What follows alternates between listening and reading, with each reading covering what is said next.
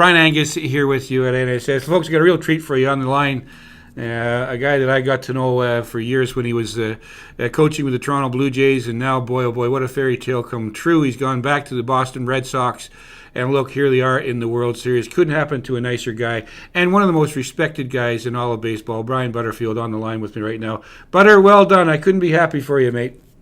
Thanks a lot, Brian. It's been a fun 24, 48 hours celebrating the championship series, but you don't have much time. It's a quick turnaround, so we've been we're already preparing for St. Louis, and we've got a workout this afternoon at 3 o'clock. Before we go anywhere, I have to tell everybody there's breaking news out there. Press conference being held at 11:30 this morning. I guess Jimmy Leyland's got a hold of the PR staff after speaking with the owners in Detroit, and it's expected that he's going to step down from the position as manager of the Detroit Tigers this morning at 11:30. Brian, you've known Jimmy for a long, long time.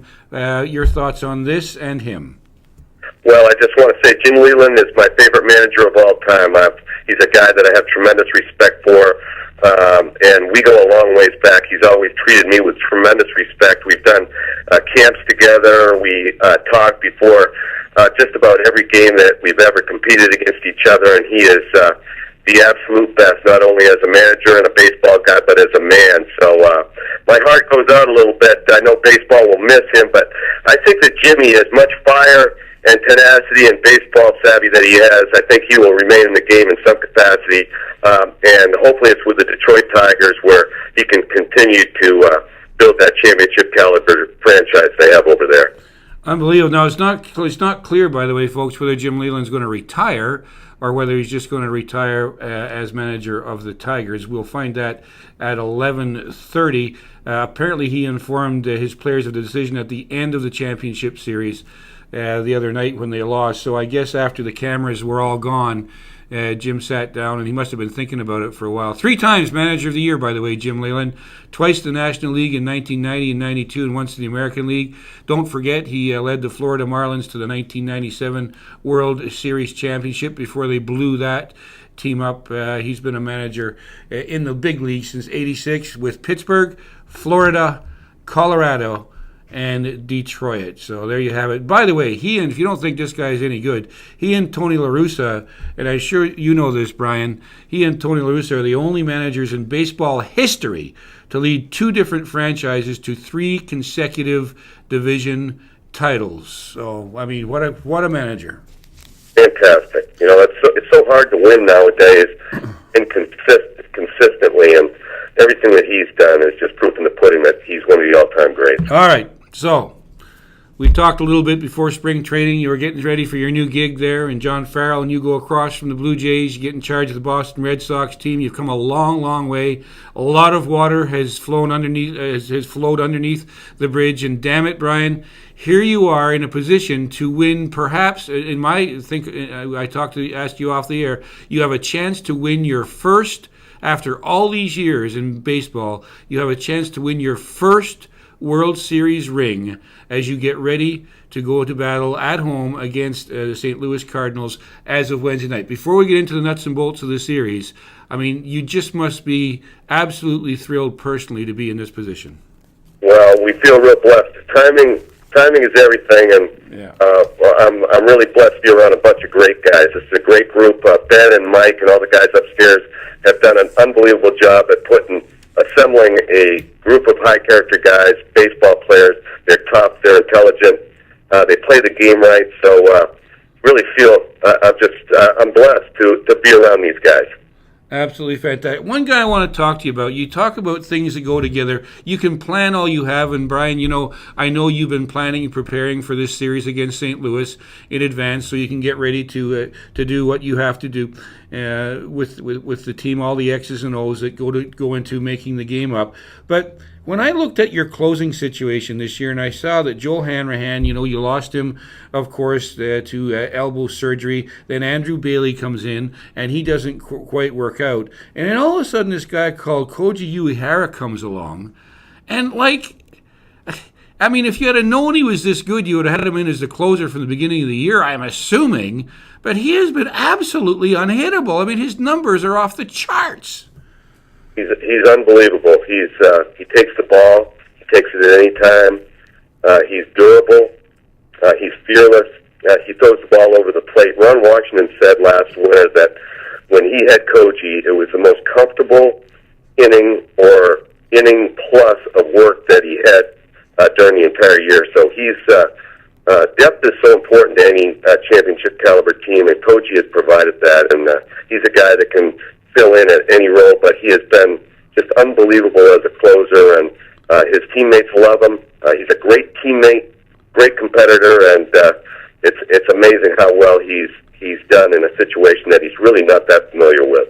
Now, when you have been studying it, the series coming up, I'm not asking you to give away any of your trade secrets here, but what are some of the keys going to be in this series facing against a traditional rival in the St. Louis Cardinals? Well, I think just like in any good series where you have two good ball clubs, I think the team that plays the best, it may sound cliche, but the team that plays the best doesn't give away extra outs. I think both teams have great pitching. Both teams have caught the ball very well.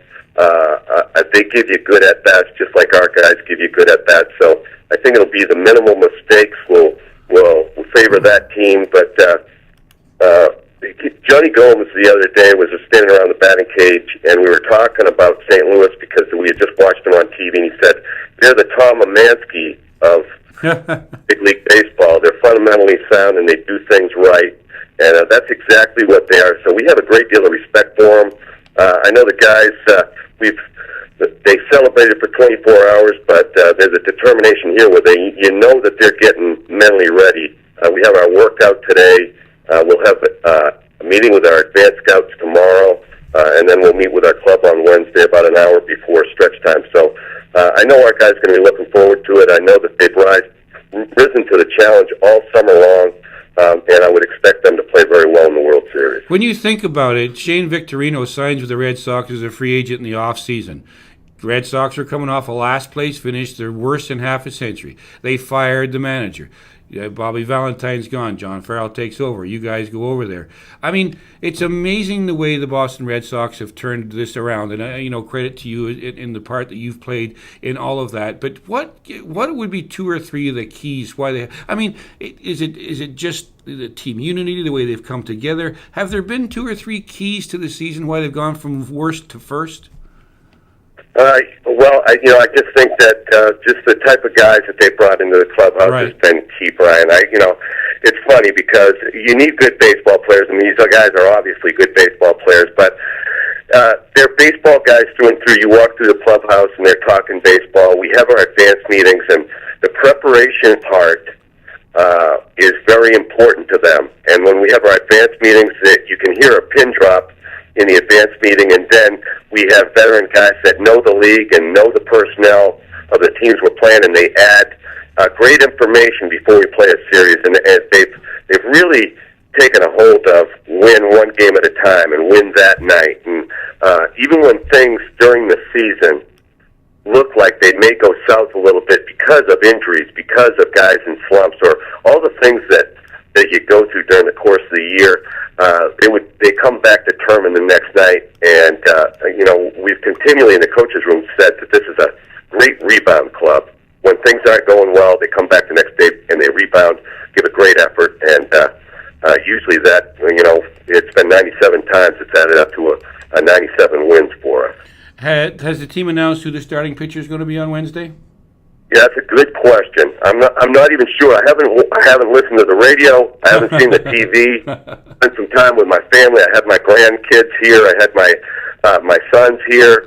My wife. We celebrated a little bit. Not too much. We enjoyed the moment.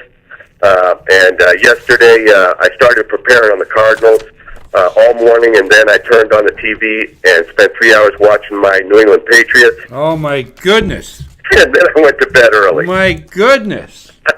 I don't know if you're going to send Jerome Bodger. You know who he is?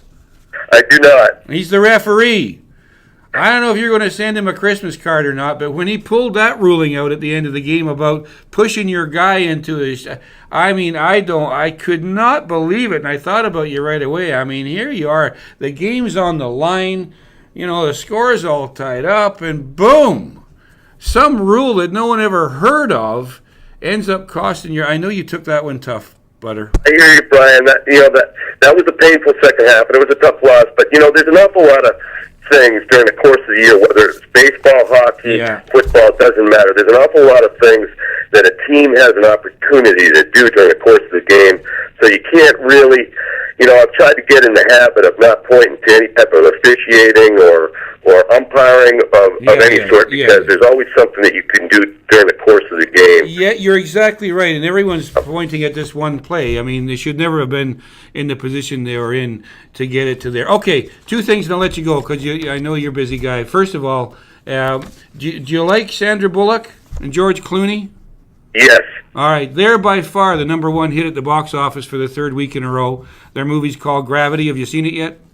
I've seen the previews and just haven't had a chance to do anything, but that's going to be one of the top things for me to do in the off season. All right, I know that you love to go to your movies. Here's the last thing.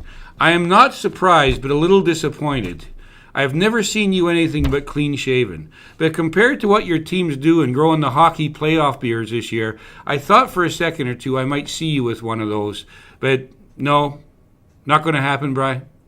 Well, I still fear my mother. And I started growing one during the summer, and I got a phone call from her. She's still one of the strongest women I know. Uh-huh.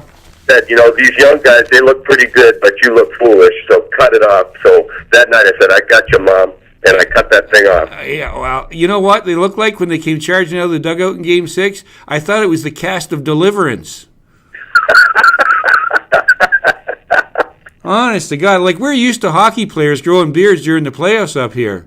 But these guys, I mean, do they all have to shave their head and grow the beard? I mean, they're scary looking and then they come in and everyone's pulling at each other's beard like some kind of, deliverance convention. Anyhow. Well, I think, I've always respected hockey players so much. I think the NHL players are the toughest athletes in the world. I have great admiration for them. But I will also say, I think that this group that I'm with right now is as tough a group as I've ever been with. And so I think that they should inherit that beard look to kind of take the look that the hockey players got, because they deserve it, because they're a bunch of tough guys that get after it and grind for 162 games plus. I can't wait to see the bobbleheads with the beards on them. That's what's going to be coming next. Brian Butterfield, you know what? I wish you all the very best. And please, when you get down to the park to work out today, I know the first guy that will be out there taking ground balls will be another one of our favorites, Johnny McDonald, who may well be getting to wrap up his career right around where he grew up and with the team that he loved. It's very fitting that one of the most popular Blue Jays and one of the most popular guys in the game is with your team right now. And I know that if he gets a chance or is needed to get into that game at all for defensive purposes, there's nobody out there, and you've been an infield coach all your career, that would be any better than Johnny Mack. I'm going to tell him that you said that, Brian. He's the greatest. He's the best preparer ever seen, and he's so deserving of being in a spot like this. And he's a big bonus to us, whether he's on the roster or not. His teammates just love him because they know what he's about, and he brings it every day, whether he's on the roster or not. And it's just great having him here. The only other guy in the team who doesn't have a beard. That's exactly right. Thanks, Brian. All the best. Thanks, Brian. Talk to you after the series. Thank you. All right, bye-bye.